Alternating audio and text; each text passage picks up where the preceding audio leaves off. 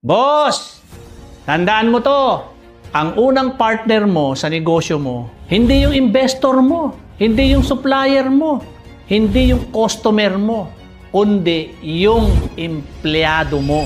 Sila ang frontliner ng negosyo mo. Sila ang unang nakikita ng kliyente. Sila ang nagdadala ng pangalan mo araw-araw. Kaya kung bulok ang trato mo sa kanila, huwag kang magtaka kung bulok din ang trato ng customer mo sa negosyo mo. Hindi ka lalaki kung wala kang katuwang.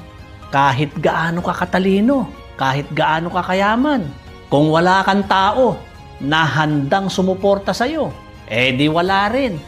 Kaya ayusin mo yung relasyon mo sa mga empleyado mo. Huwag mong gawing alipin, huwag mong pahirapan. Bigyan mo ng respeto, tamang sahod at pagkilala. Kasi kung sila ay masaya, gagawin nila lahat para lumago yung negosyo mo. Tandaan mo na ang negosyo na walang maayos na empleyado, para yung barko na walang crew, lulubog. Pero ang boss na marunong mag-alaga at makisama sa tao, kahit simpleng bangka lang, makakarating yan ng ligtas at matagumpay. Real talk lang, mga ma'am sir. Kung gusto mong tumagal yung negosyo mo, huwag puro yabang.